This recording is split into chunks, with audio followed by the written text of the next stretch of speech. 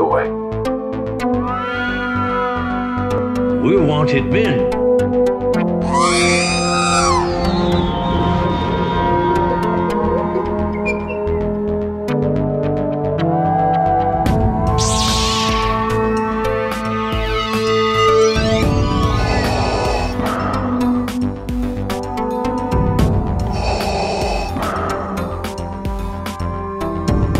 I have spoken.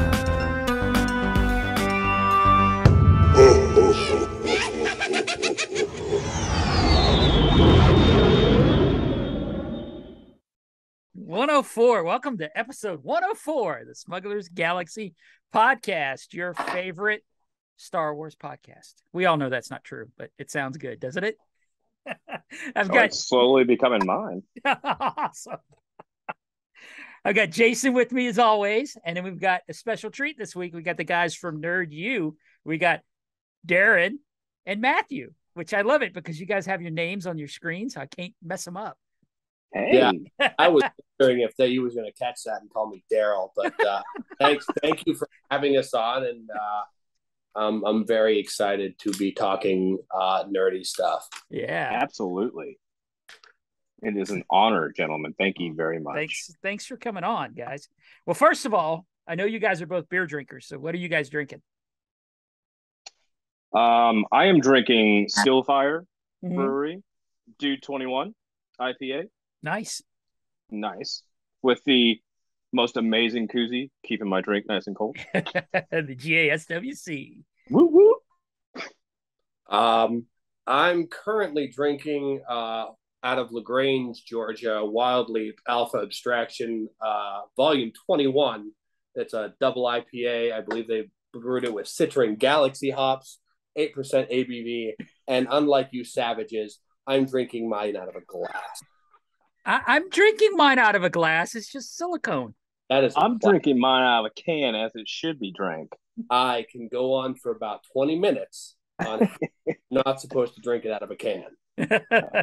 If you guys can't tell, Darren is a beer rep, so he's taught me a lot in the short time we've known each other. He's always good for, hey man, you want some beer? Come on. Yeah. I usually keep a backpack of beer with me at shows for certain people that know that just like, hey, you like beer? Yeah, I like beer. I like beer. Perfect. What about you? What you drinking, Jason? Some nice, refreshing refrigerator water. Yeah. Straight from the filter. Yeah, it is. It's already melted. And I'm drinking a Reformation Cadence out of Woodstock. Is that a porter? Is that a porter? It's dude, I don't know what it is. It's good. I see dark beer, so it's really freaking dark. Yeah. I don't know what it is. I just know I like it. That's the one beer that stumps me. It's like I don't know what it is, but they dare. All that it's good. Yes, exactly. And it's high alcohol, like it's 8%. Yeah, so. That's a low end stout. To be honest, most stouts come in 12, 14. This isn't a stout though. It's just dark. It might be scare me. Probably a lighter porter or a Scotch ale. Yeah, I don't. Oh, hold on! I've got the can right here. The can. We realize this is supposed to be a podcast about Star Wars and nerd stuff, and Jay's over here like rolling his eyes because we're talking about beer and everything. Yeah, I've checked out. I'm waiting for my Zoom to install so I can get on my regular way. It says it's a Belgian style ale. That's a dark Belgian. It is a dark Belgian. Dang. And it's 6.9. I thought it was 8, but it's 6.9. That's a beer Belgian. Yeah. Yeah.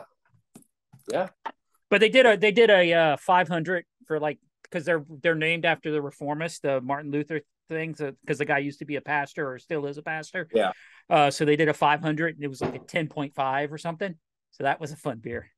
Oh yeah. Yeah.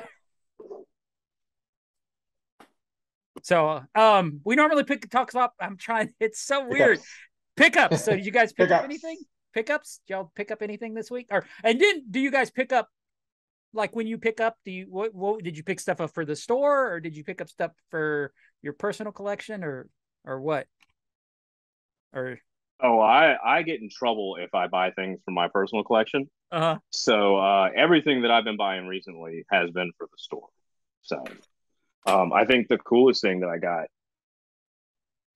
is complete inbox. Wow. This one and Mega Man Yeah. 2. Yeah. These Yeah. are probably my favorite finds. That was a Empire Strikes Back, what, Atari game? NES. NES? Yes. Wow. Which was the first game I ever had on my NES. Is that Yeah. sealed? Yeah. Well, it's not factory sealed, but it's complete in box. Has all the Wow. inserts and instruction manual. Wow. So, Yeah, it's Amazing. needs an instruction manual. do what? It's 6 buttons. Needs an instruction manual. Yeah. Oh, dude, it was 2 buttons and it needed an instruction manual. Did you pick any? That one. Go ahead. I'm sorry. No. What were you going to say? Say it. You're talking about the game. That game, like you get to the Bespin, or not Bespin, you get to Dagobah, and that's it. That's as far as you can get. It's like the warp tunnel in Battletoads, right? Yeah, that thing's impossible. He's never getting past that level. Yeah. Oh, it looks like Jason got his computer working now. I was about to say, now he looks like prestigious, all fancy and such. Yeah. That's right, son. But blur my background so you don't see my bedroom. We can still see it. Yeah, I know. It's not working. Come on, computers work. And he's frozen. Even better. I'm still here though. You can hear me, right? Yeah, we can hear you. Yeah, we got you, totally bro. Hear you. What did you pick anything up, Jason? Yeah, so on our way to the thing this weekend, I picked up a figure Dan, making my number 7 Dan. So now I have the entire band. Nice. And I also picked up on Deal or No Deal some original Micro Machine art. The Imperial Naval Command. What do they call him? Imperial Naval Commander soldier, and a just another commander. But it's drawn by Errol McCarthy, who did a lot of the art. And he would sketch out stuff and he would give it to the sculptors so they would have something to work from, and then they would sculpt different poses based on his artwork. So I'm excited to have that. Dope, man. Yeah, I don't know if you guys know it, but Jason's a pretty hardcore Micro Machines collector. That's my jam. Yeah. Hey, dude. Hey, man. I'll tell you what, the Star Wars Micro Machines line was super rad. Yeah. But there were so many pieces per set that it was obnoxious. Oh, I loved it. The playability on those things were they're the best at the time. Oh, I'll agree. Little fold out. Yep. The little vehicles themselves. Like my brother and I were all about Micro Machines. And then when Star Wars came out, it was like, yes, we're going there now. Oh yeah, man. Yeah. Those were phenomenal. Like I wore mine out. I lost everything. I ended up just having like the base, and that was it. Like everything was gone. Yeah. I was a terrible kid. You just really like playing with your toys, man. It's all right. Yeah. If I knew then if I know now, then what I knew now, that's how the saying goes. Yep. That's how it goes. Well, the deal is everybody says that, but if everybody saved their stuff, we'd have Power of the Force 2 all over again. And Death of Superman. Oh, yeah. And every 90s comic book that ever came out. Yeah. Yeah. That I'm glad people played hard with us. Yeah, I can go grab 3 of those. I know, right?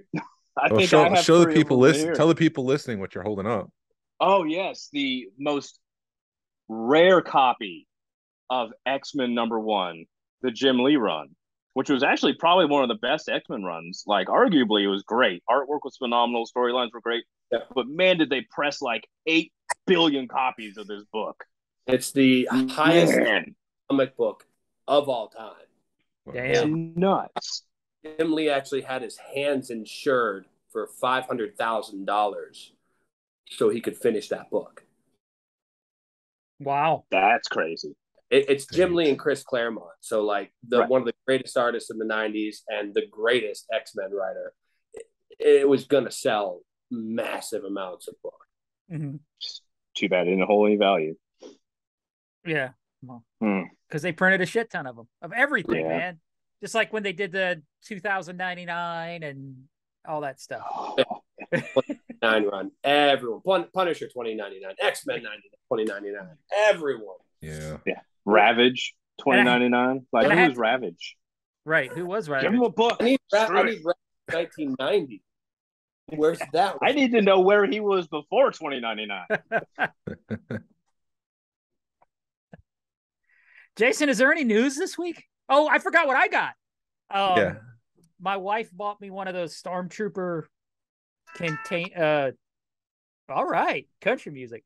The whiskey containers or whiskey decant, whatever they're called. Decanters. Yeah.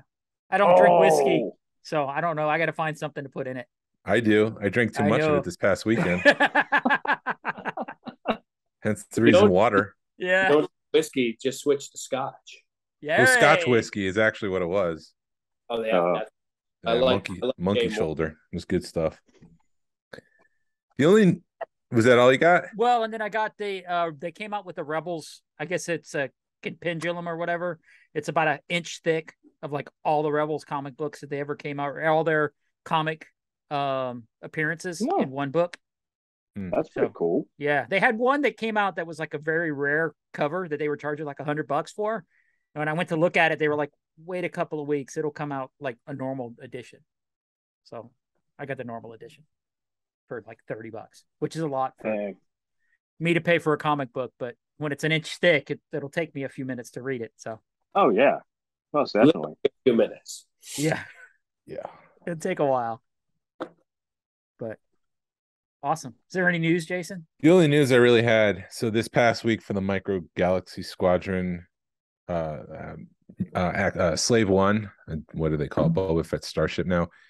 It came out that there was a little tab that you can press to prevent the thing from rotating. Because it's got a gimbal in it. So if it's down, the cockpit's level, and if it goes up, the cockpit kind of changes to be level that way. And that little tab is not supposed to do that thing. So if you play with that tab, you might actually break the vehicle. So that's the only thing. Kids at home, don't play with that tab. Don't play with that tab. Don't play with your tabs, kids. Have y'all been? I saw you guys had one of the chases. Have y'all been chasing those, or looking at, trying to get those in your shop, or I've been hunting for them only because of the chases. Like, I saw Facebook flood out with them the week they launched, and then I was like, oh, those things are a thing again.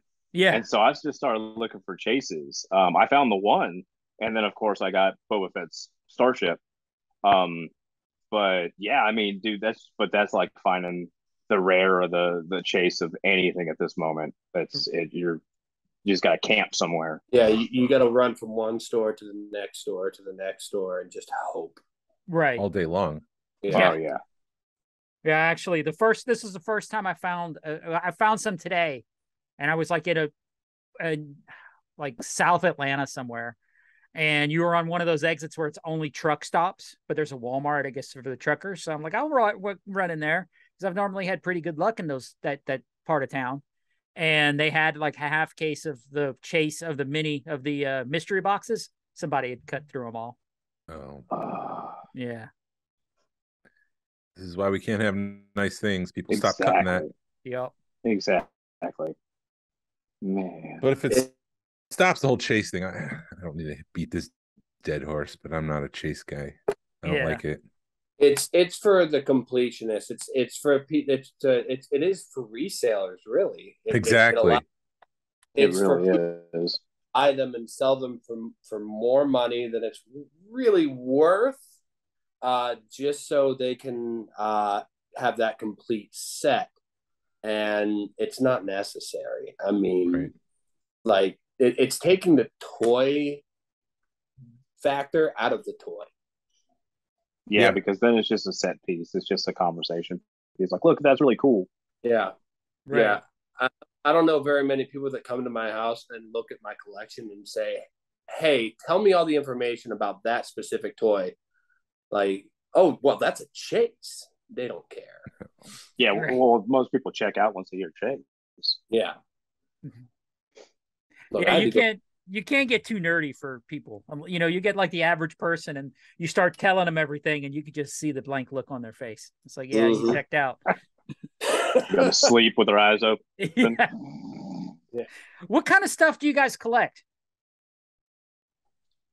Well, I'm kind of like your wife. I collect Gremlins, and Howard the Duck, and Star Wars, of course. But yeah, right. Is there a lot of Howard the Duck stuff?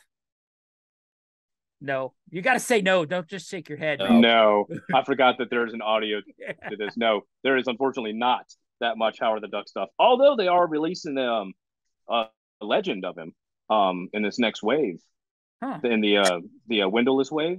Right. They're gonna have a Howard in it. I don't know if I can spend $35 on that sucker though. Right. I don't know if I can do it. We'll circle back around to that in a second. Darren, wait, Marvel Legends is $35 now? Well, circle. Yeah, we'll circle. Right. I want to hear what Darren collects, and then we'll circle back around to that. Lost me. Yeah. I'm a big comic book guy, so I collect Uncanny X-Men Volume 1. I collect a lot of Batman stuff. You can see my Joker poster in the background. Yeah. Then toy wise, I don't have a specific line that I chase. I buy what I used to have when I was a kid. Yeah, we all say that. That's the true collector's excuse. Yeah. Also, anything involving the Crow, I will buy. So that I thought that was. Yeah. I thought that was a Crow poster behind you, because it really looks like it could be one. Yeah, it really does. That's Brian Israel's Joker. He's an amazing painter. So he did a comic book run of Joker coming out of Arkham, and it's all painted. Every panel is painted, and then they scanned it and shrunk it down and wrote. And it's an amazing story. If you are a comic book fan, I always recommend that book to any kind of like adult comic book. He definitely skins some people in that book. It's been a while since I've read a comic book that's not Star Wars. I wouldn't even know where to start. Right. The Carnage USA one's really cool, man. If you're a Spider-Man guy. Yeah. I mean, honestly, Star Wars is a great place to start. Read what you like. Yeah. I can go through a list of like must-read comic books, but if you just want to read a comic book and you like Star Wars, read a Star Wars comic book. The Darth Vader run that Marvel put out is incredible. The Darth Maul run that they put out recently is amazing. Yeah. They're doing a lot of really good stuff at Marvel for Star Wars right now. I did read that Darth Vader run, and that was phenomenal. Yeah. That was the best. And then it just kind of went downhill from there. Well, they started oversaturating the market, as they do. They started seeing the sales, and then they're like, well, Darth Vader, Dr. Aphra, we need Jedis, we need Sith, we need bounty hunters. We need bounty hunters, but we also need Mandalorians. So they just start branching out. It's the same thing that happened in the 90s with the X-Men. Yeah, they also load up the first couple issues with like their best writers, and then they take them off, and the quality does go down a little bit with the writing. Oh yeah, they well, I mean, you put your best writers on it to hook them, and then it just kind of absolutely. But yeah. Don't you guys have a signing with a Star Wars artist in one of the most recent runs? That's ABT's doing it. Yeah, Vintage Toys is doing with George's. Okay, yeah, it was George's, because he's doing the Mando run. Yeah, no, dude, it's all good. He advertises in the club. He's a member of the club, so both those guys. So, might as well plug that. What is it? I don't even know when it's September 26th at Atlanta Vintage Toys and Cobb Antique Mall. I think they're doing something. I probably have it all wrong. Let me look. With all the problems I'm having with my computer. I always want to put like ABT. There we go. And I feel let's see. Yeah. Come on.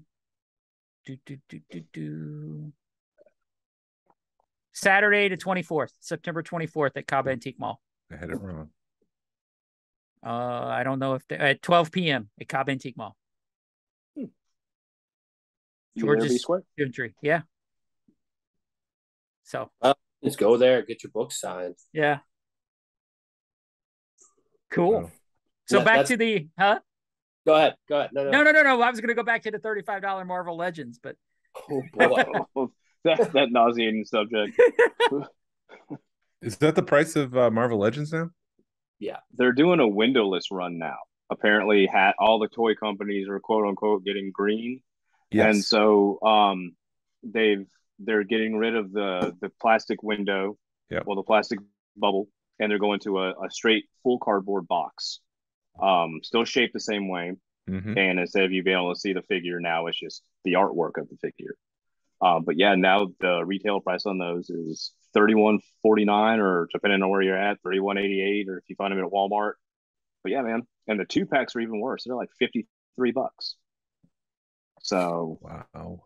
I mean, most collectors now, for at least the guys that I've met now with Marvel Legends, those guys are all out of the box collectors. So I mean, why are you going to pay $35 to take something out of the box?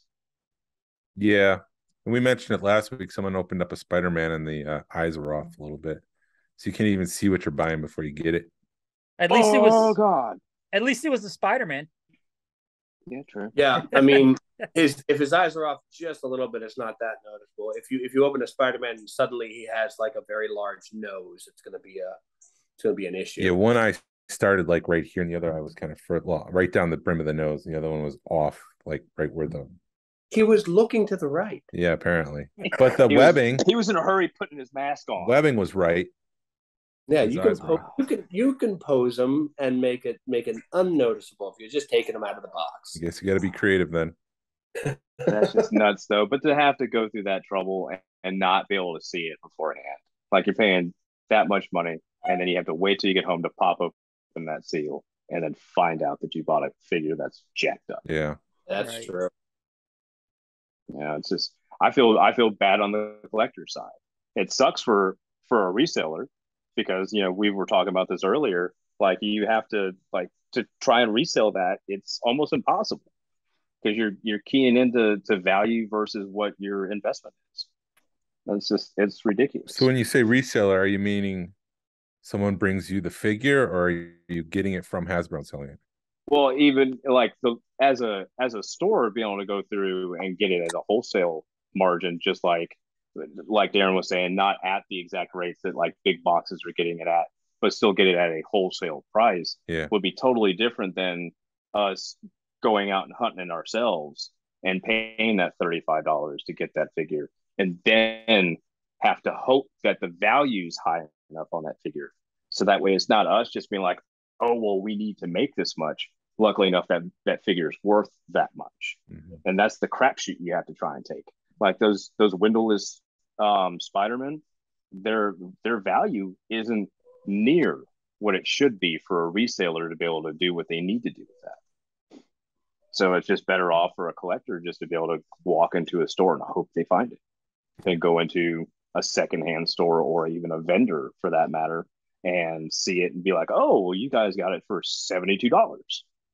That sucks. Yeah.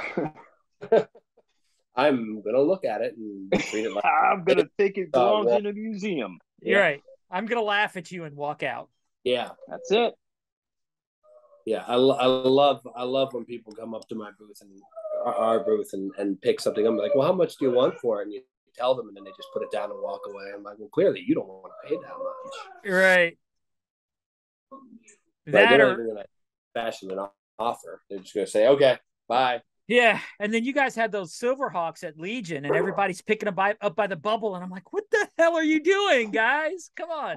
Yeah, that was a kind of you're screwed if you do, screwed if you don't. I could have put those on the top shelf and risked them falling 8 feet and hitting something and damaging it, or I could put it on the ground on the table and then people are going to manhandle it. I mean, thank goodness no kids came up and was like, oh, this is neat, because that's usually when I get a little bit of a pit in my stomach where I'm like, oh God, because kids don't look at price, they look at that's neat and they just grab it. Right. And I'm fine with it. want kids to come up and see that. I love kids coming to the table, because I'm a big believer in, like, we're not going to have a collection market if you take your kids to a show and don't let them experience the show. Like, don't touch that, don't buy it. No, we can't get that. It's $30.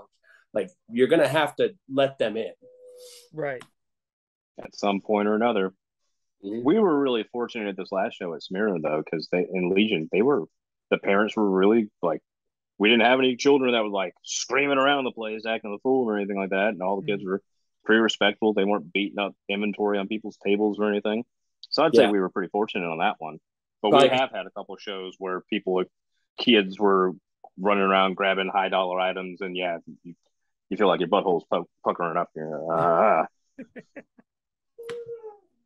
You're buying that. Your parents are buying that if you break it. I don't care. I don't care. It's yours. You watch kids pick up, like, big dollar items and then just walk off to where their parents are. You're just like,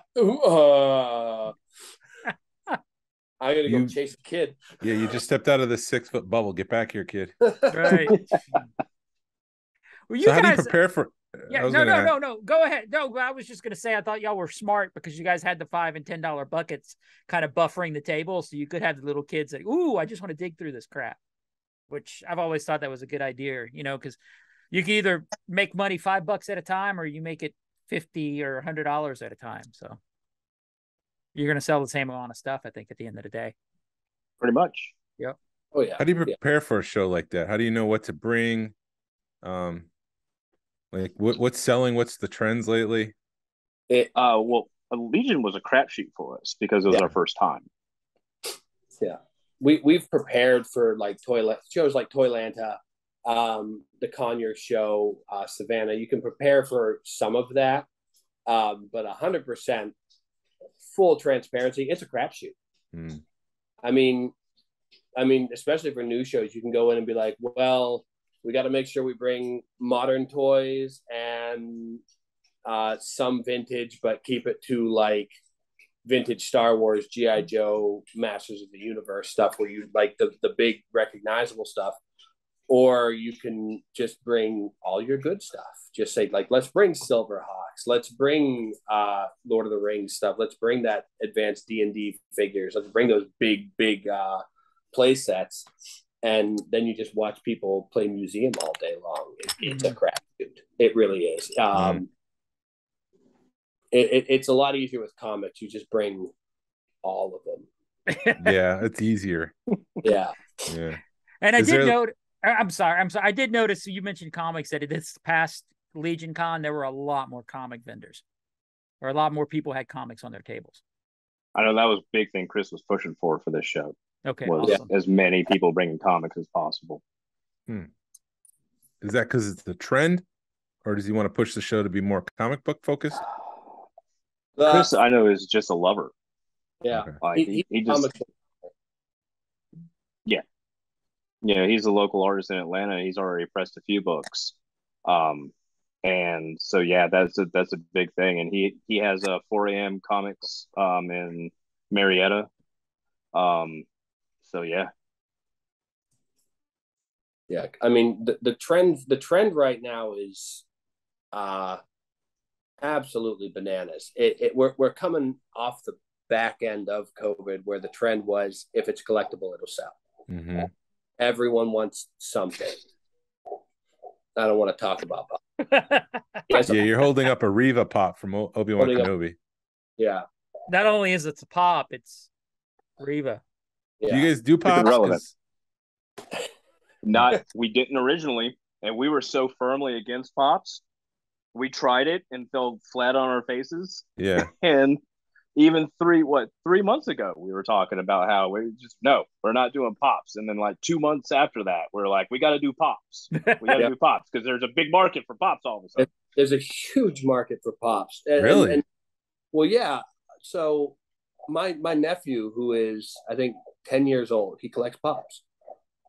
So your market is now, instead of adult male 25 to 60, your market with pops is now you're covering 8 years old all the way up to, like, mid 20s into their 30s.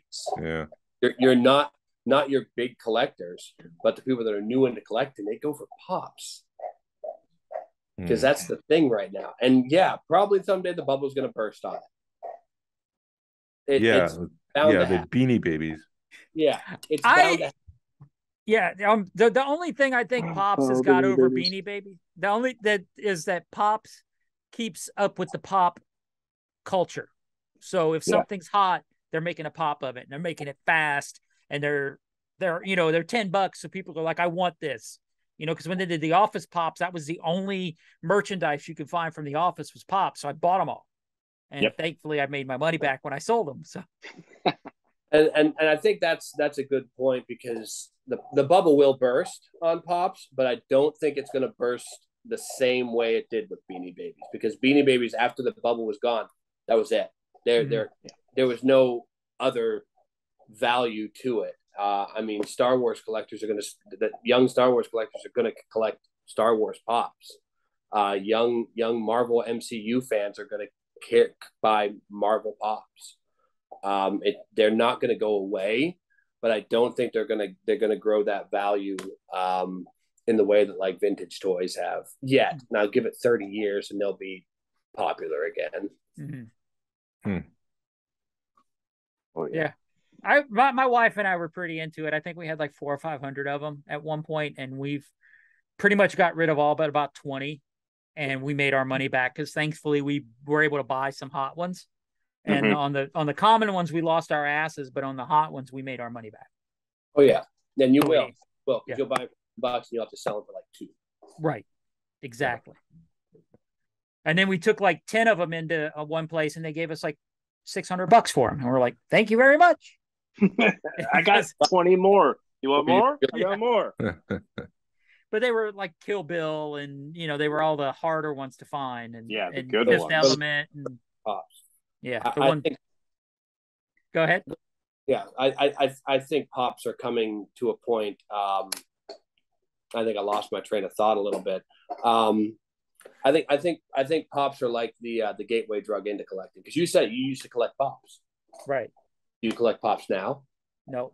Well, I keep the Rebels Pops going just because I have a full run of Rebels Pops, and it pisses me off when they make another one and I gotta buy it. Well, you don't have to buy it. You want to buy it. There's a difference. Yeah. But then I'm not going to have a complete run of Rebels Pops. Yeah. I love hearing that when people come up to my table and be like, well, you have that, and I don't have that in my collection. Now I have to buy it. And then usually their wife or husband or whoever is like, you don't have to. And then they're already getting their wallet out. Yeah. Like, I have to buy it. I already did. Right. Yeah. It's me. What are you talking about? It's more of an affirmation for myself than for Glenn. I just keep saying it to believe it one day. Right. So how'd you guys meet? Just because, how'd y'all meet? We met. My wife was actually working at the daycare where Darren was taking his oldest, and we met through wives. Brandy and Jennifer, I think, were talking about how nerdy their husbands were, and they were like, "Oh, well, they need to meet." And so we met, and then we were like, "Oh, so I want to open a comic book store." We're like, "So do I." Did we just become best friends? Yes. Yeah. Then we high-fived. We definitely cut our wrists open, and that became blood brothers at his daughter's birthday party for everyone to witness. Wow. It was gory. I'm a bleeder. It was terrible. Yeah, kids were slipping and sliding everywhere. It was it was legitimate happenstance. Like literally, I told his wife at the daycare that I was a huge nerd. I was trying to open a comic book shop, and she's like, "My husband's trying to do the same thing." I'm like, "Good, because I don't know what I'm doing." Gotta love it when the wives are setting up play dates, right, or their husbands. Yeah, I went over and I played with his toys because he took me first time we met. He's like, "Come check out my collection." And I'm pretty sure, like, our wives gave each other the look, like they're gonna go play with their toys in their room. You guys want Wanna go ham play on my drum sandwiches? set? Yeah, no mind there. Oh man. Good stuff. Good stuff. Yeah. But yeah, it really was. I don't know. Like I'm not a religious person. I don't talk about fate much, but it was kind of fate. It was kind of serendipitous that all that kind of fell into place. That's awesome. And then Darren, barely a year later, we were competing with the business plan competition at CSU. Yeah. Which is how I learned how to write a business plan.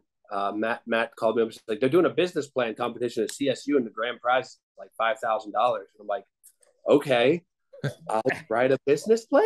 He wrote a core one and he sent it to me, and I just started I learned how to do profit loss statements and break even calculations and all of that stuff, just so we could put a business plan in the competition. So I learned how to do business in about a week and a half. Wow. Take that We business got second school. place. You got second? Wow. Yeah. So what did you get? Like a high five? No, we got $2,000. Nice. Which went into the store. That was our first big investment into the store. That's awesome. Yeah. So you have a I don't physical think we location. bought any inventory with it though. What was that, sir? No, you have a physical location. Waiting to sign lease, and I know Okay. that's something that is making Darren want to shoot somebody. But yeah, it's taken a lot longer than we expected. But we have a spot in downtown Athens. Okay. That we're gonna open up. Nice. So why did if you guys do know us out in the vendor market and you've seen us and you keep asking us, do you guys have a store somewhere? The answer is yeah, soon. we will have a store somewhere. We were always, yeah, that's the plan. Now we're like, yes, we will. Yeah. So why go with a physical location as opposed to online retailer? Is it just personal preference? Go ahead, Darren. There's a lot of reasons to just stay online, and we still are going to have an online presence. We're still going to have our convention and show presence. The convenience to having a physical location is loyal customers, your weekly comic buyers, your weekly toy buyers, and then we also have another plan to also bring people in that maybe aren't comic book buyers or collectors at all, and Matt can shed some light on that. Yeah, we're wanting to. If either of you guys or anybody listening has seen the movie Kick-Ass, there was a hangout spot where everybody hung out after school, and it was a comic book store that had an eatery attached to it.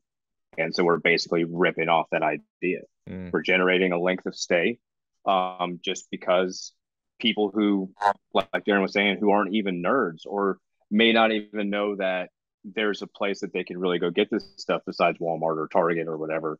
To be able to let them come in, grab a bite to eat, get a cup of coffee, grab an energy drink, sit down, thumb through a book, buy a couple toys, meet up with their friends, role play for a little bit.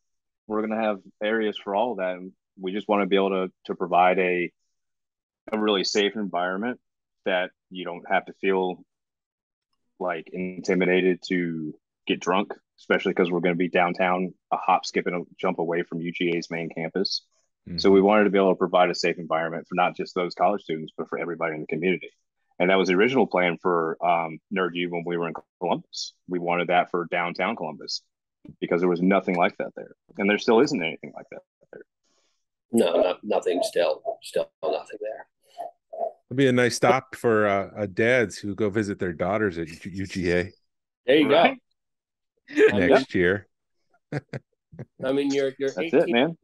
old kids that want to go out and hang out, and they're grew up playing Magic the Gathering and Pokemon or playing D&D, can still go do that while they're at college at a place where it's a cool local hangout spot, and you can also maybe purchase your Magic cards or your Pokemon or your D&D, your tabletop gaming stuff, or get into the world of collecting.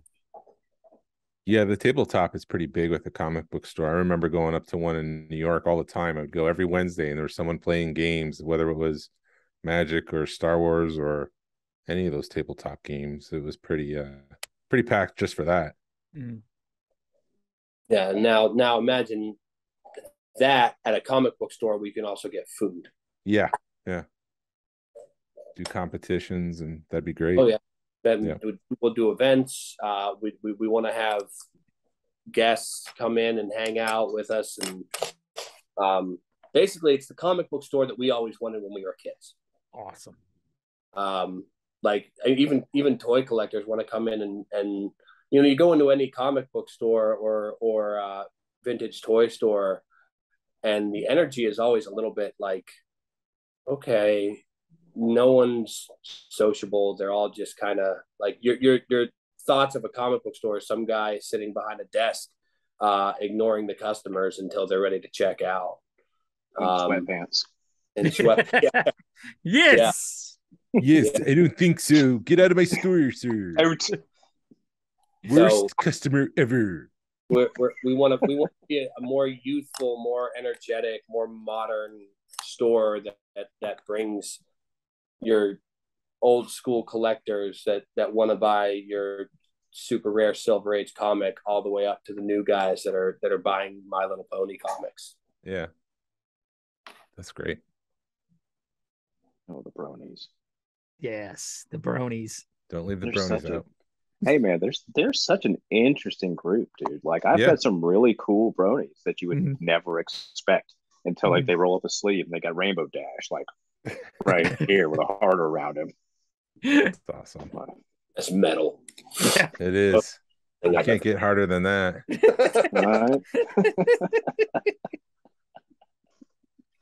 So what made you guys want to open a comic book shop? I mean, I know y'all both personally wanted to open one, or is it just sort of like everybody who's a nerd is like, I want to open a comic book shop? Well, yeah, I think it was like put up or shut up, right? Mm-hmm. We've been doing the convention thing for do the conventions or start Nerd U? What made you want to start it?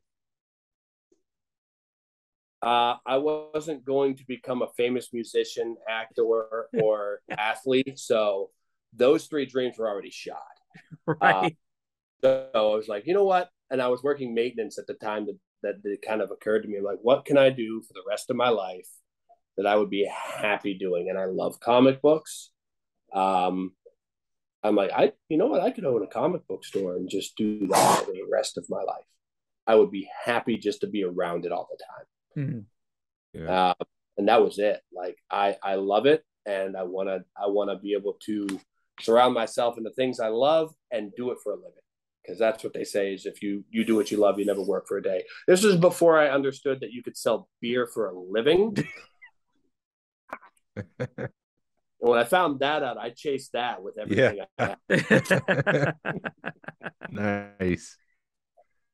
I'd have to say the same thing. It's just after a while of doing the regular everyday type of job, whether or not it be working in a restaurant, working retail, just being somebody else's tool or instrument for their own success.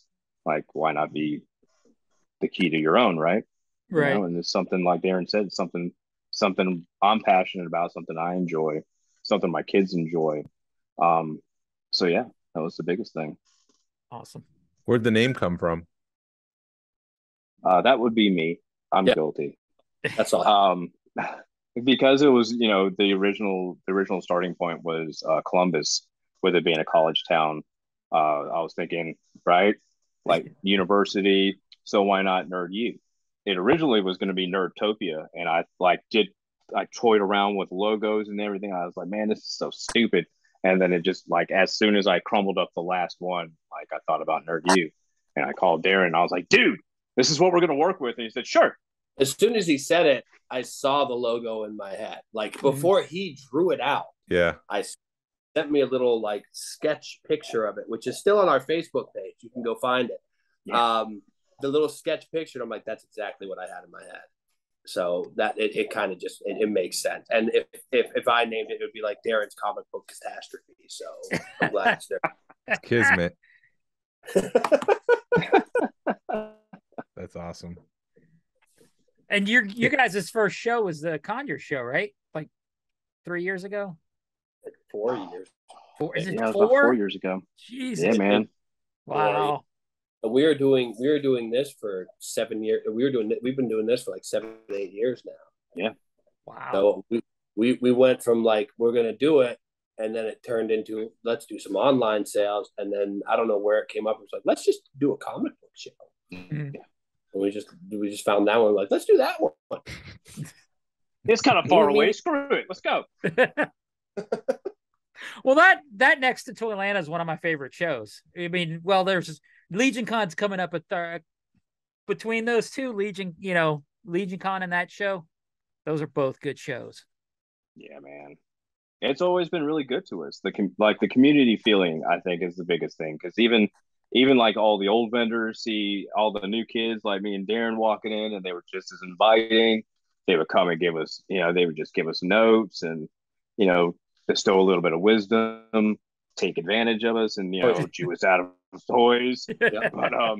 But aside from that, it was a tremendous experience. And we left that show, we were like, oh, we got to do another one. Yeah. And then we found out about Toylanta, and we had that measly little table on our poster board. And after that one, we were just as juiced, and they just kept going and going. And we talked about natural progression earlier, and that's basically what it really became. This was the next logical step for us. Yeah, we started with selling our personal collection. Like, we were just parting out our own stuff. Wow. Like, what are we willing to get rid of? And then it turned into buying little by little, collection by collection, until now we're at a point where we can get stuff like Silverhawks, and we can get those big impressive wall books that you see a lot of these other people. When I was doing like early shows, looking across the lane and seeing like, oh God, they have like 3 of those giant books. They have 3 Hulk 181s across the lane from me, and I have like a $50 book on my wall. Venom number 1. Oh man. But they probably packed up those 3 books, and you might have sold yours. So I'm pretty sure. No, they sold one of them. I watched them sell one of them. And then they let me hold an Amazing Spider-Man number 1, mm-hmm. Which was like a seeing God kind of moment for me. Sure. Wow. Was that Conzilla? That was Conzilla. That was one of the worst shows I've ever done, but at Mm-hmm. the same time, it was one of the funnest shows I've ever done, because it was just a bad turnout. Mm-hmm. But I had a good time, and I met one of my favorite people in the vendor business. Like, personally met him there, because he saw me come in a beer shirt, and he said, "You have any beer?" Like, yeah. Were you at Joe Fest this year? We were not at Joe Fest. Right. We're not brave enough to do Joe Fest. We don't know anything about G.I. Joes. You don't. And we need to learn Don't about tell anybody. Yeah, no, you don't need that for G.I. Joe, for Joe Fest. I mean, there's vendors selling video games and stuff, so it's really just a title, and it's just become everything under the sun is available there. But it did seem to me like there was less people. So when you said it was like a horrible show, I was wondering what your opinion of Joe Fest was, but you weren't there, so it doesn't matter. Yeah, you're talking about the one that was back in, it was like a couple months ago. Yeah, in Augusta. Yeah. No, we did not do that, because they were talking about how it was just 12-inch and like 12-inch World War II G.I. Joe like centric figures. I'm like, there's no point even throwing my name in the hat. No, it wasn't like that. Not that bad. No, yeah. No. I mean, there's a lot of it, but it's probably like Toylanta used to be. I don't know what Toylanta is going to be in the future with them splitting, but it was like Toylanta used to be, where it was a big chunk of Joes, but a good mix of everything else. Maybe in the future we'll go to Joe Lanta or Joe Fest, whatever they're calling it now. Yeah, Joe Lanta, right? Yeah, Joe Lanta is Joe Lanta. Fest is in Augusta. Joe Lanta's here. Oh, okay. So it's 2 different ones. Joe, Okay. yes, yeah. And now they split up to Atlanta and Joe Lanta again. So we'll see how that That's goes. going. Your internet went out. What internet went out? Yours went. We didn't hear anything you said. Oh, hold on. All right, cool. We hear you now. No, but now they've split up Toylanta and Joe Lanta. So I guess we'll see how that goes the next couple of years. I'm sure Should it'll be be interesting. Yeah. I don't know how much the 12-inch G.I. Joe collecting world is right now. Right. I mean, I know it exists, but Yeah, it's probably the older generation too. Yeah, it's I mean, it's the same thing. You look at like nobody back say in the 90s, people were probably buying cowboy toys and like old school 60s space toys. You don't see those anymore. It's Right. all 70s, 80s. Pretty soon it's going to be 80s, 90s, and then 90s. It's just going to work its way up with the generation of like, hey, I had that when I was a kid. Right. God, can you imagine the time where Toy Biz, like X-Men toys, were like $100 figures on card? No. That could be insane, dude. But it's gonna No. happen because everybody played with him, man. That fifth series Wolverine and his stealth armor, dude. He's gonna be like a $3,000 figure on card. Watch. Well, I've always thought like not the Power of the Force 2 stuff, but like the Phantom Menace stuff, because now that generation is 25, 30 years old and they've got disposable income. So I've always felt that's getting ready to come back around, but I've been saying that for 5 or 6 years and it hasn't started. It hasn't come back around, but there's more for it for sure, but it's not the value's not there because of how much they made. Yeah. They just threw 3,000 Darth Mauls into one Toys R Us and said, go. Right. Yeah. And they sold every one of them though. Aisles and aisles of them. Yeah. It like you go to what was Toys R Us like 5 years ago, and the Star Wars section is not what it used to be. No. So what are your thoughts on collecting being an investment? Because that's been a lot of conversation in the Star Wars community. You know, is it an investment or is it just a hobby? Like, what are your opinions on the hobby in general, not just Star Wars? But I think the hobby in general, I think it benefits the collector just because, like, if it's a passion, then it's a passion, right? You do what you love what you do. And if you enjoy collecting toys, that's great. If you just so happen to enjoy collecting toys that are worth a lot of money, cool. You could be that Riri like me, and I collect toys that aren't worth really anything. Mm. But you know, it's still just the fact that it's just the passion. yeah. But you know, with that being said, you know, you end up collecting things that are worth money, and then it does become an investment. Because the things that I have that are worth money, I'm done putting them into the business, unfortunately, because I'm saving them for my kids. Mm-hmm. So that way, when they get older, they can do what they want with them. And hopefully reap a benefit from it at some point. But I mean, it's just we talked about natural progression. It's the progression of what it is. The collecting becomes like there becomes value to it, and you can't help that. And if you happen to be sitting on a mint, then you just, and unfortunately, apples to apples, you were collecting and investing at the same time. Mm-hmm. I guess I'm speaking to the people who buy with the intent on investing them and flipping them in 10 years. And I definitely have, like, in the comic book world, that's huge. Yeah. Right. With the MCU, with the DC movies, with all the independent movies, everything's getting bought up and turned into a TV show. Like, there is so much speculation on the market. And it's a market. It's no longer like there's collectors, and then there's collectors that are watching the comic book market. They are watching sales. They are watching trends. They're getting their top 20 lists every single week to say these books are trending up and these books are trending down. And every single week or every month we get a new trailer for something. And now it's what's the latest we have coming out? We have Ant-Man and the Wasp, right? Quantumania, and we have Blade. You're going to see the first appearance of Blade going through the roof. It's already a huge book. Like, it's a $2,600 book raw. Wow. So now the second appearance of Blade going up, and then you're going to see third appearance of Blade going up. You're going to see first solo series of Blade going up. And then any other minor character in that movie, their books are going to start shooting up because the sales are going to go bananas.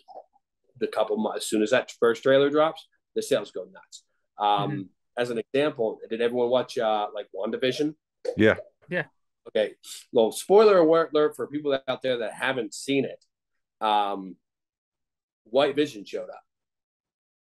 Right? Yeah. Right. That night that I watched that episode, I got on eBay and checked out West Coast Avengers 45, which is the first appearance of White Vision. That book went from a dollar bin book to a $45 book to a $100 book in literally less than 48 hours. Wow. So the market's dictated by what's coming out right now, and then there's the whole fear of missing out, the FOMO, people that go out and buy all these modern books of any first appearance. Like, there is a market, and then there's people that are just like, I collect Silver Age and I like it because I want to get all of my Amazing Spider-Man books. I'm going to put money into it, and those books are never going to go down. Mm-hmm. It's literally like what it's like trading on the stock market right now, and it has balanced out since COVID, but during COVID it was freaking crazy. Yeah, I've noticed that a lot more in comic books than I have toys, because I guess comic books have been out forever. Like you were saying, it's a dollar bin book, and then people can go, oh, I've got that book somewhere, and it's 40, they made $40. Yeah, I agree, Glenn. The toy market, it's not so much as it is now in toys as it is in comics, but in the toy market, I still believe there is some like growth in value with your vintage stuff. Star Wars is never going away. Oh no, right. And it's only gonna that vintage stuff is only gonna grow in value. Because it's going to become more and more rare, because it's going to go into some people's attics at the end of when they're done. Yeah, I think the toy market has room to grow, but it's not fluctuating like crazy like the comic book market is. And I hear that, and I remember the 90s, people were buying it like it was stock, and the whole thing crashed. And I'm like, there's some similarities. Is it going to happen again? Like, I don't know. I think if any market's going to crash because of that, it'll be Pops. Yeah. I don't think Star Wars. I don't even think modern Legends or even Black Series toys. I don't think any of that will feel that kind of crash like Pops will do. But I just don't know when that bottom's going to fall out. And it's just because we were talking earlier, Pops, they follow whatever's hot right now. Glenn, you said it the best. Whatever's hot right now, they make a pop of it, and that pop goes on fire for X amount of months, but they don't lose value. If they were a crap pop to begin with, they were a crap pop forever, and then they get vaulted as a crap pop. But if they're a hot pop, then they go and they stay, but they don't usually go further than what they start off with. Like once they hit, they just hold. Yeah, for sure. And I mean the real world economy will dictate whether or not there's going to be another crash. That disposable income that everyone has, and they went out and they're like, you know what I want to do? I want to start collecting comics. I want to start collecting toys now while I'm not doing anything in my house because I can't leave because I'll die.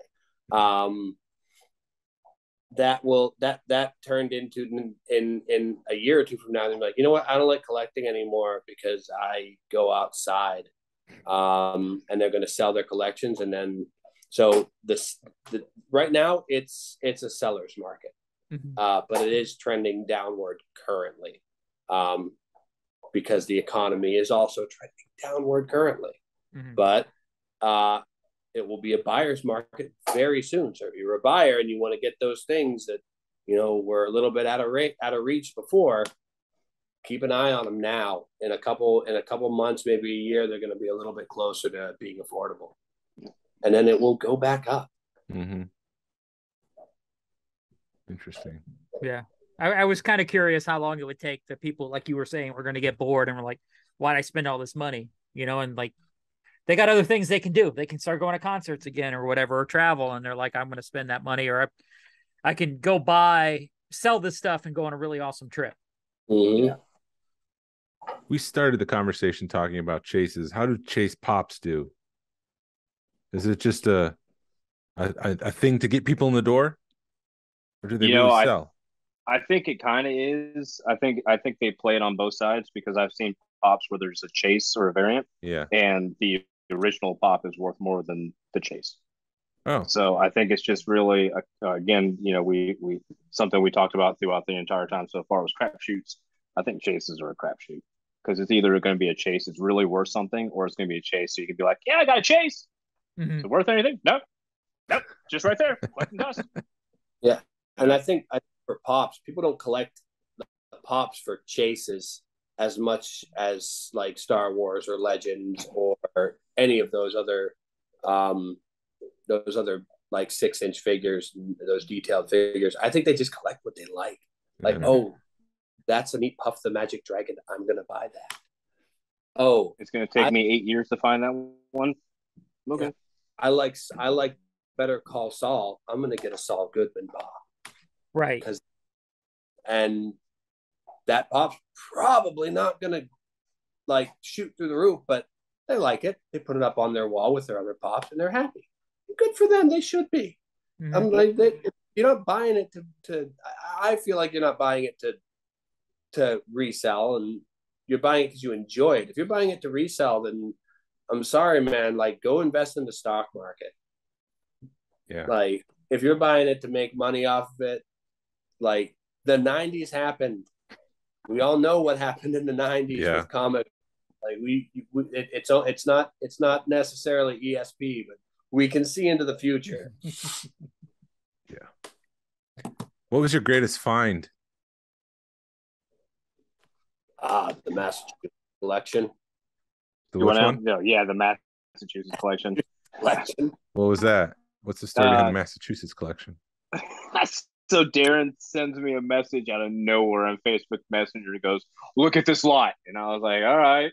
And so I log on and start scrolling through these pictures, and I'm like, "Holy crap!" Like, there are unpunched Ninja Turtles here. There are Silverhawks. Like, there's just a plethora of stuff. And Darren's like, "Well, what do you want?" And we want all of it. What are you talking about? We want all of it. Well, they got cars in modern Star Wars. Who cares? Get all of it. Let's get all of it. And so it took like almost 2 weeks to work this deal. Yeah. It took a hot minute. And then I ended up making the trek.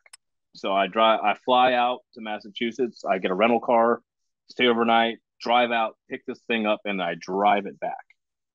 But yeah, that was probably, I'm going to agree with Darren. That's probably the best find we've ever had.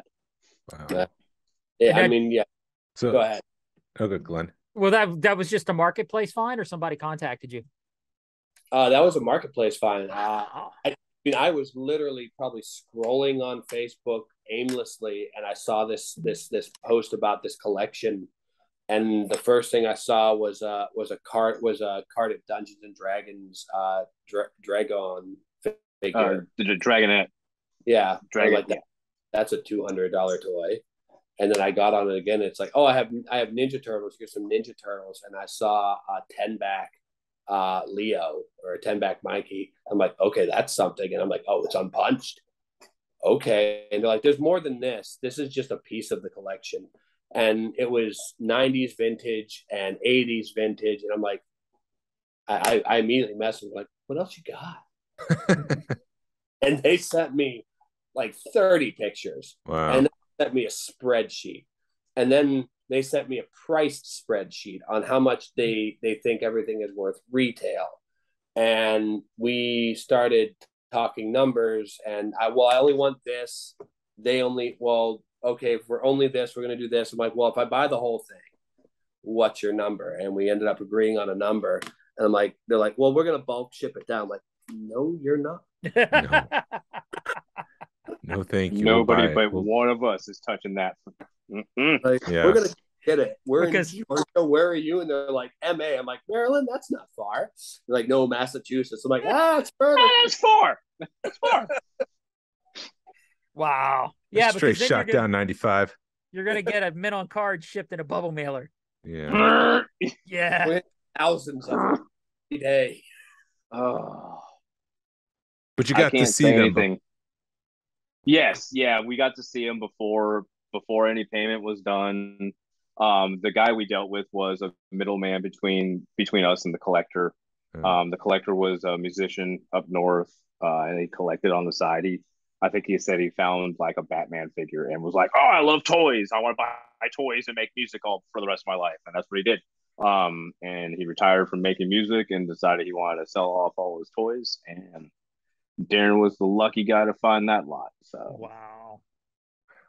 And I was sweating bullets every single day waiting for them to respond. Yeah. Oh yeah, dude. The That's anxiety was the probably through the worst. roof. There was it a was point, nuts. and I said, "Don't be afraid to lose this one. Like, I don't know if we're going to get it, but don't be afraid if we lose this, because it may not happen." Yeah, I think that was like 2 weeks into the conversation, and we were dead silent for like 3 or 4 days at that point. Wow. And we hadn't heard anything. And I was messaging Darren like a madman. What's going on, dude? You think we're going to lose this thing? We really can't afford to lose this, can we? I mean, we could have always afford to lose it. Like, now because we never had it. So I mean, now we just don't spend the money. But like, I'm like that's like it's a grail collection. There were 7 Silverhawks in that, and some of them are unpunched. Wow. Yeah. So it's a no brainer. Yeah, I want to buy that. Mm-hmm. Yeah. So it leads into the next question, real quick, Glenn. Sorry. Yeah, no, go for it, because you may have the same question. Go for it. What collection got away from you? Oh, is that not the question? No. You're fine. Oh, there's just so many. Yeah, which one really didn't get away from us? Man, that's a really tough one. Yeah. Because when we first started, it was a matter of seeing all this stuff. We were going to Conyers and Toylanta and walking this floor, and we saw people who were local to Columbus like us having all this stuff. And like, oh yeah, we just went over to so-and-so, we picked this and this. And we were like, well, we can't ever find that stuff. Well, we go there and ain't got nothing. And so, yeah. Sorry. Go ahead, Darren, because I just lost my train of thought. I was just thinking about small tables and modern Batman toys. When we first started, we were looking at everyone else's stuff. We were like, oh, look at that. Oh, look at that. And now we're like, oh, we have that. But when it comes to losing collections and losing, like, it happens a lot. Yeah. I've lost comic book collections multiple times because I threw them a number that I knew it was worth, and they're like, well, these are comics, so they're collectible and they're worth way more than that. I'm like, oh, well, no, they're not, but okay. It happens all the time. You cast out as many lines as you can, and when you get a bite, you get a bite. You're not going to get them all. And we've taken hits just like everyone else. I've bought things where I sold it for a lot less than what to get out of it, or maybe just broke even, or even less than broke even. Like, you buy a book that you think is going to be this huge book, and you're like, oh yeah, well, I bought it for $50. I'll give you $5 for it. It happens. Then you get on these grails of collections, and you're like, okay, now it's business time. I gotta put on the game face, and what you guys see is not my game face, and it's hard for me to get into game face because I look like I'm gonna tick most days. Like, Glenn. Picture stab me. So what's it like having a conversation with the wives, and you're like, I'm driving to Massachusetts to buy a collection? Yeah, I want to know that story, Matt. Because I didn't drive. So to be honest, I am probably one of the most blessed men in the world, because my wife is so supportive of this venture, for even from day one. But so I get off the phone with Darren. We're talking about this whole collection, and Jen said, "What are you talking about?" I was on the phone with Darren, and he found a big collection, and she's like, "Really? Well, what's in it?" And so I start telling her this, and she starts doing this. She doesn't really care about anything I really care about. So she was like, "Okay, well, are they going to ship it?" We're like, "No, God no. Nobody else is touching this stuff. Did you hear what I just said? Unpunched Ninja Turtles, unpunched Silverhawks." And she said, "I don't care what you just told me." Okay, well, I have to drive to go get it. You have to what? Yeah, I'm going to drive up there, and then I'll drive back. She said, "Oh, no, you're not going to go without sleep that long. So you're going to fly up there, and then you'll drive back." "Yes, ma'am." "Yes, ma'am." "What airline do you want me to book?" But like I said, I was really fortunate on it, because she's so understanding. We got 4 kids, and she has a bigger set than most men do, and took care of all 4 kids. I FaceTimed him when I landed, like we talked on the way home. Yeah, it was that one was super simple. Now I'll tell you what, there have been times where I like, oh, I got to go to Athens to go pick something up. She said, "What? You're not taking all 4 kids? What are you doing? How long are you gonna be gone? Can you pick this up on the way home?" Yes, ma'am. But yeah, aside from that, yeah, that one was super simple. Awesome. Yeah, usually it's scheduling with my wife. She's always very supportive of it. I'm like, the last big book collection I bought, I went to Dothan. I think I went to Dothan for that comic book collection. And I told her, look, I'm going to go to Dothan in the morning, and I'm going to go take a look at the comic book collection. She says, you know what? I trust your judgment, and is it worth it? I'm like, maybe. He sent me some pictures, and I'm like, maybe. But she's like, I trust your judgment, and I called her when I finished the deal, and she's like, was it worth it? I'm like, yep. I basically every big '90s Marvel book was in that collection. Wow. So you talk first Cable, first Deadpool, Amazing Spider-Man 300, 299, 298, first Carnage, first Electra, like everything. I'm like, yeah, it's worth it. But it was in just random boxes. There were Chewy boxes. There were like Walmart boxes. There were, I think, like bulk meat stick boxes from, like, you buy like 4 meat sticks in a pack for a snack. There's a bulk box of those with just Spider-Man comics in it, but I'm like, it's worth it. Yeah, I'll take that meat. Yeah. I mean, I've talked to a friend that found his giant-sized X-Men #1 in a bag of dog food in a barn. Wow. Yeah. So I'm like, yeah, I'll take boxes. But Yeah. you give me a app for comics, but one of those comics is Amazing Fantasy 15. I'm good. Wow. So, what's been the biggest thing you've sold at a show? Or most expensive thing, or the most expensive thing we've sold at a show, and this is just showing how long the grind is for people out there that are like, I want to do this, but I don't have any money.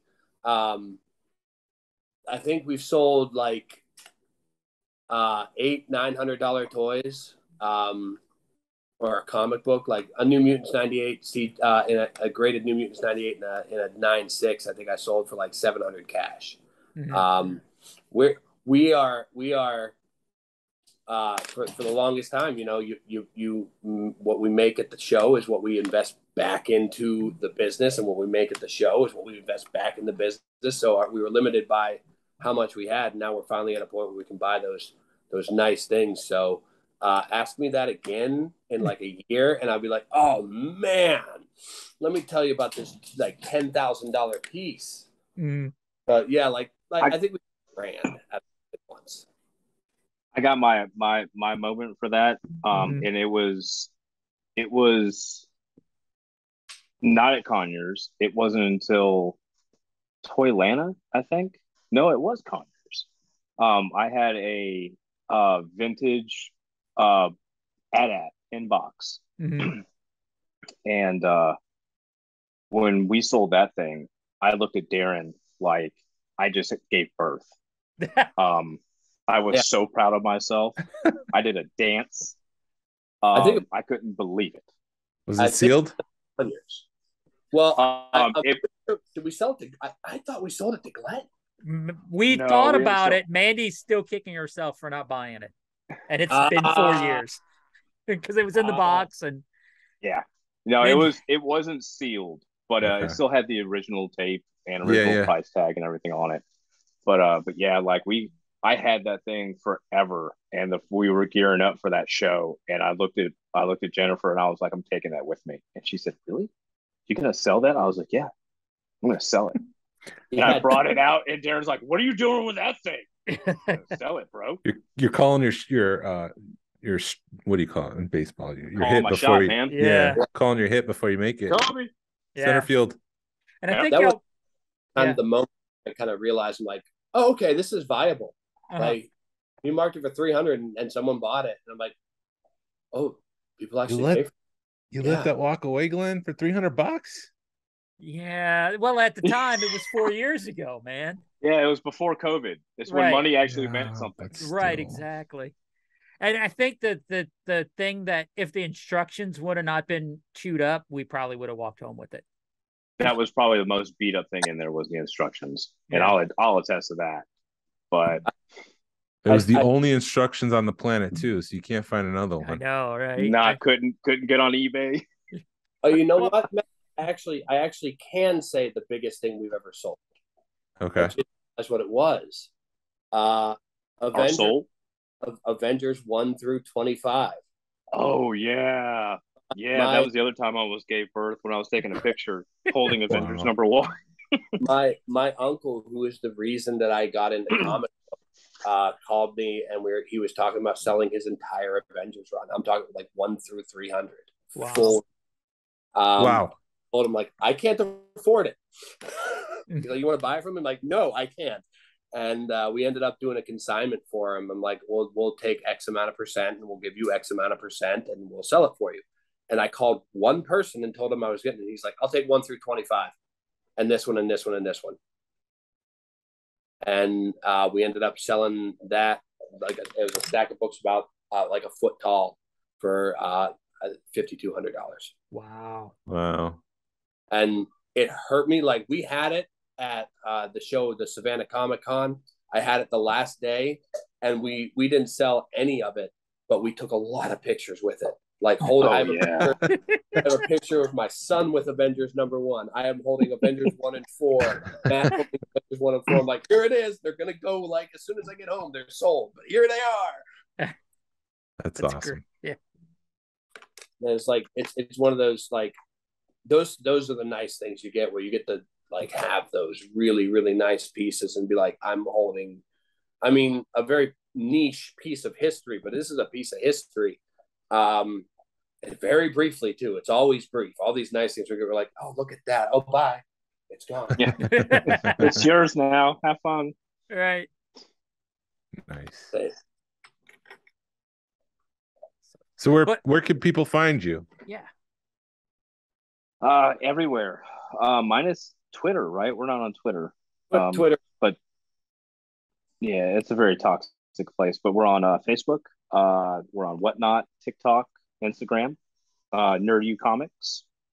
Nerdy Comics and Collectables at Nerdy Comics.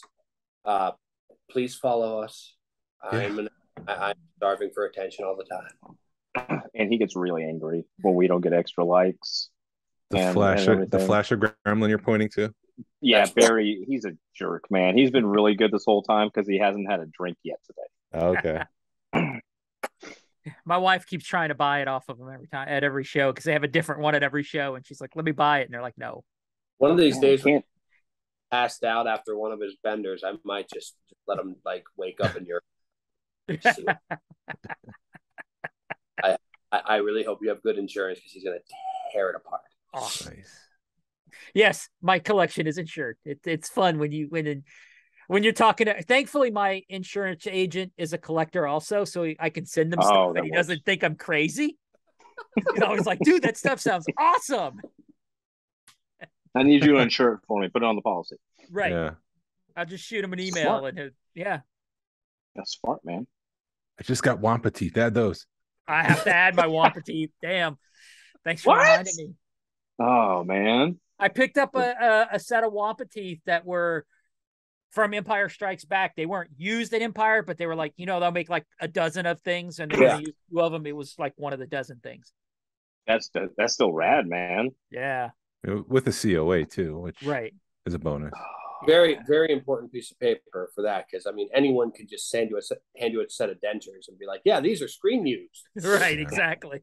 You see, they look exactly the same, just as yellow. Yeah. Yeah. So yeah, but yeah, getting back. I know we're getting ready to wrap it up, but talking to the wives about big purchases is always fun. Like, "Hey, babe, I want to buy this," and she's like, "What?" But that's when they're understanding, when it's not like an instant argument. It's just like, really? That? Yeah. I know what you get. Why are you getting that? Because I want it, I don't have it. Yeah. I think when I bought my hard copy, my Bill and Ted said it was about an hour conversation, and she was just like, freaking buy them. Shut up. Annoying now. Go away. Yeah, leave me alone. Actually, she looked at me and said, if you buy that, I want to buy this. And I'm like, all right, you got yourself a deal. Deal. Dude, that's the perfect marriage, man. Yeah. Two collectors in a relationship, so long that you don't collect the same things, is perfect, because both of you you're just enabling each other. I want to buy this. Well, I want to buy this too. Go buy it. Go buy it. Yeah. Yeah, it does kind of get. The only time it gets annoying is when she won't spend the money. And I'm like, let's spend the money. She's like, no, I won't do it. Because she's the type of collector that'll find a beater and is just as happy with the beater, $100 beater, as she is spending $1,000 on something. Because she's like, it's in my collection now. Yeah. It has it. You can always have a collection. Right. I believe that no grade is, or A grade is better than no grade. Like, right. At least, like, I'll get a shell of a Castle Grayskull, but eventually I'll piece it together and I'll have a whole Castle Grayskull. Right. That's the fun of it. Well, here's what's crazy is there's a collector that I've been to a collector's place, and he does Indiana Jones. And he's like, my Indiana Jones collection is from bottoms of the bins. I don't buy anything. And when we buy a collection, I dig it out the bottom of the bin. So all this, it's been like extra stuff. That's what's up. Yeah. But that's being passionate about what you love, and just taking it for what it is. Yep. You know, that's what collecting is all about. Mm-hmm. It's also very smart because now he has a bunch of stuff he can sell to buy other stuff. Yeah, exactly. That's because nice there are other strategy. people who don't care where it came from, so long that they get what they got. Right. Exactly. Absolutely. Awesome. Yeah, it was fun. We'll have to have you guys on again. You know, dude, I'd love it, man. Yeah. Absolutely. Yeah, definitely. Like, if you guys are ever interested in, like, when we open the store, when the store actually has lights on and an open sign and lease paperwork signed, you guys can come. By all means, come by, podcast, or do the show from inside the store. I don't care. Yeah, that would be really cool. Yeah, do it outside on the street and just get passerbyers know what's out there. Like, go in there and look. It's stuff. Go look at the stuff. Yeah. What's We'll your get favorite Tony Star Johnson, Wars movie for too. $5? Yeah. What? Just walk up to passerby. Who's your favorite Star Wars character? And they're gonna say like Captain Picard, and you're gonna be like, yeah. And then they get punched. We're gonna jump you when you turn down. Right. You're a Jedi, Harry. Right. Said Gandalf. Yes. Oh, man, guys, thank you so much. Yeah, thanks thank for you. That was coming on. fun. Yeah, it was awesome. A lot of fun, guys. Really appreciate you coming on. Again, I'm gonna do another shameless plug. Yeah. Nerd Comics and Collectibles on Facebook, Instagram, whatnot, TikTok. Give us a follow, like, bookmark. We post as often as we can about new stuff that's coming in, and keep an eye out for any updates on Nerd U, the physical store. It's like Nerd U, the movie. Also, just so you know, this is the first time we've actually publicly announced that we are opening a store. Awesome. Yeah. Exclusive It's content. been through small channel, just around about, hey guys, guess what? We're opening a store. But yeah, this is the first platform where we actually do announce it. So yeah, thank you for the platform, guys, and the opportunity. Because Thanks for sharing. Yeah, just great. you know, we got to actually open it so they're not calling it shenanigans when like your comment section are full. They never open. These guys over here just flim flam in the public. That'll be us. And that's Nerd U Comics, right? Is it? Yeah, all right, Nerd U. Say it again. Say it again. You keep breaking up.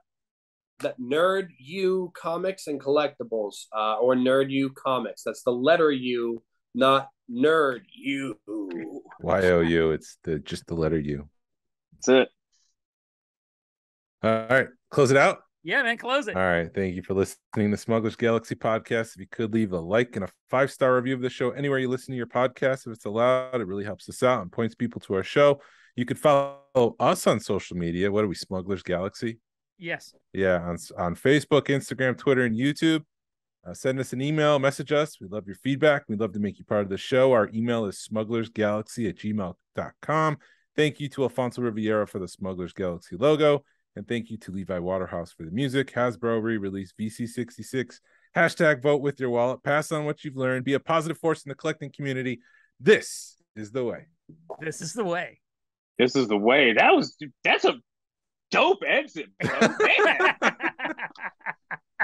Way to sign out there, dude. Well done. Andy Boberty got nothing on you, man. This is what's up.